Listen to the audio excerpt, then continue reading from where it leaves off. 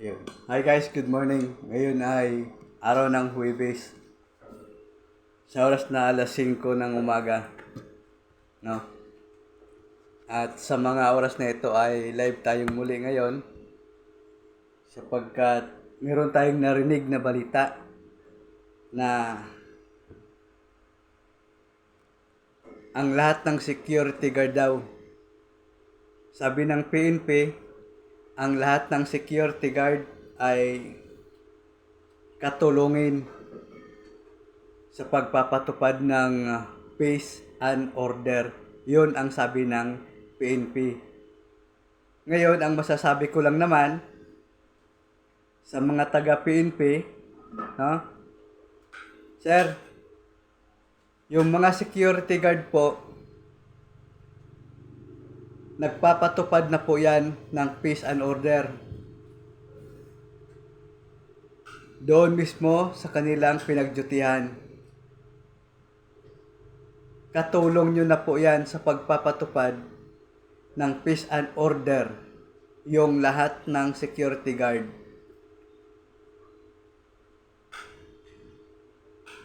Kaya hindi nyo na po kailangan pa na ipa-implement upang katulungin ang mga security guard sa pagpapatupad ng peace and order. Dahil doon pa lang sa kanilang pwesto, sa school, sa palengke, sa factory, sa subdivision, nandoon ang mga security guard. Meron na rin sa mga mall. May mga security guard na rin doon upang magpatupad ng peace and order. Di ba yun ang hinanap nyo?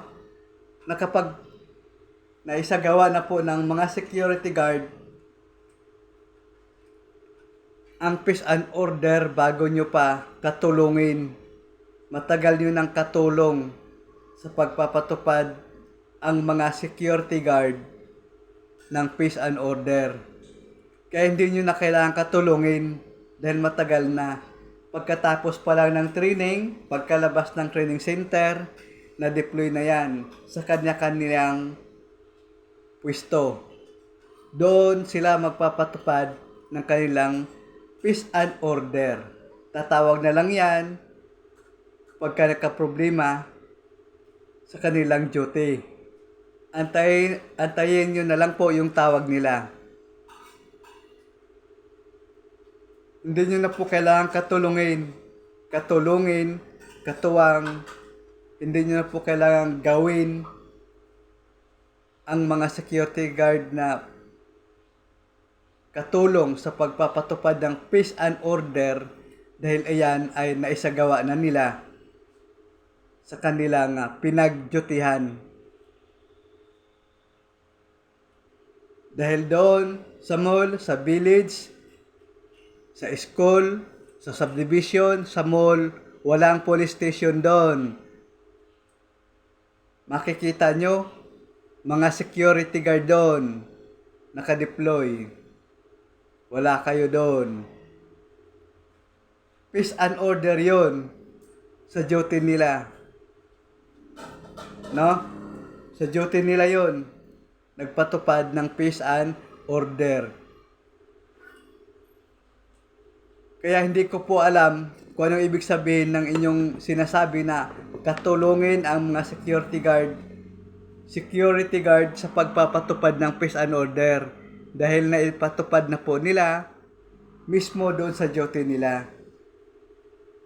Yun nga lamang, meron akong napabalitaan na security guard binugbog ng bodyguard dahil sinita ang kotse na walang sticker.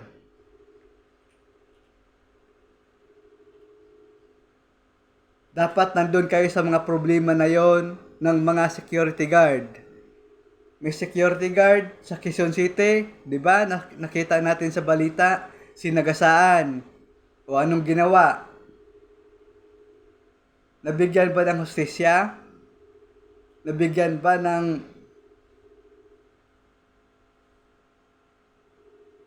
Nabigyan ba ng parusa yung gumawa ng mga iyon sa mga security guard?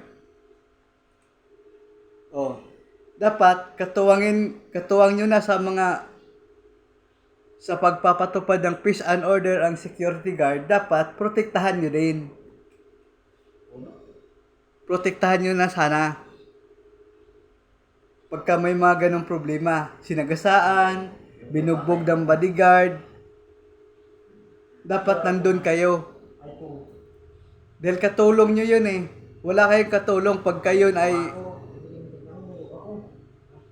hindi mabigyan ng parusa yung gumawa ng ganun sa mga security guard.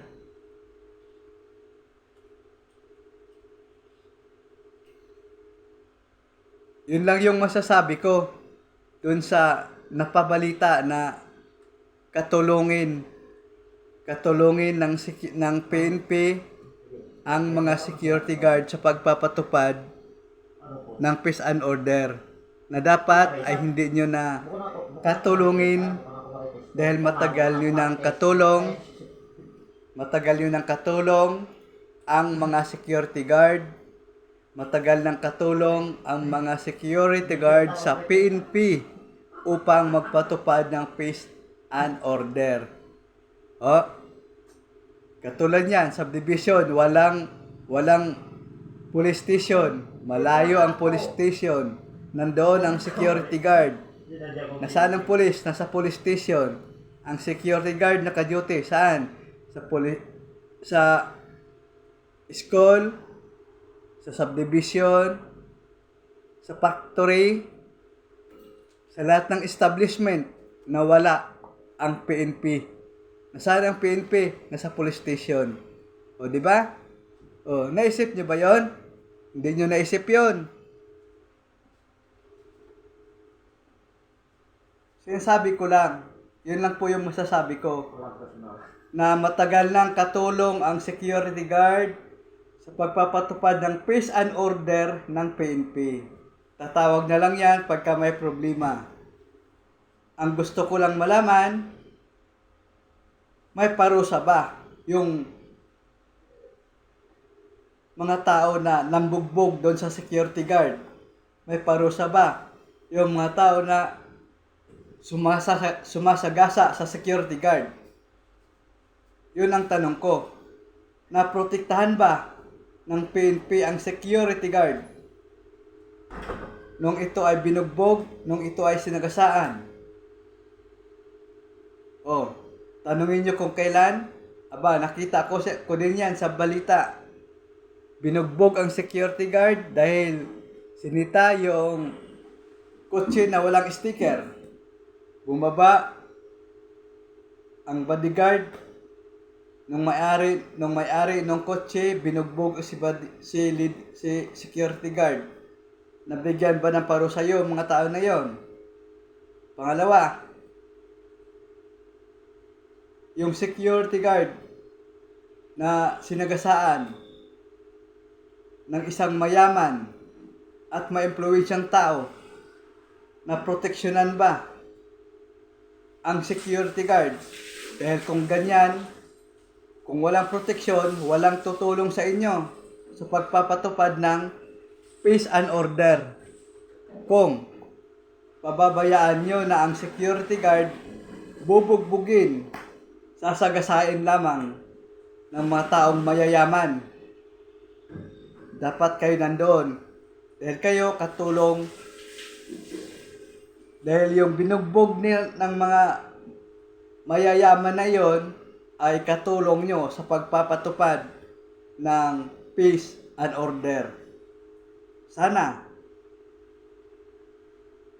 lang mga sir sa PNP, tutukan nyo ang problema ng security guard. Pagka may kasong binugbog, may kasong sinagasaan, nandun na sana kayo. Kayo na dapat ang magiging pader ng mga security guard. Dahil sila ang katulong nyo sa pagpapatupad ng peace and order. Ayun lamang po ang aking masasabi, mga sir dyan sa PNP.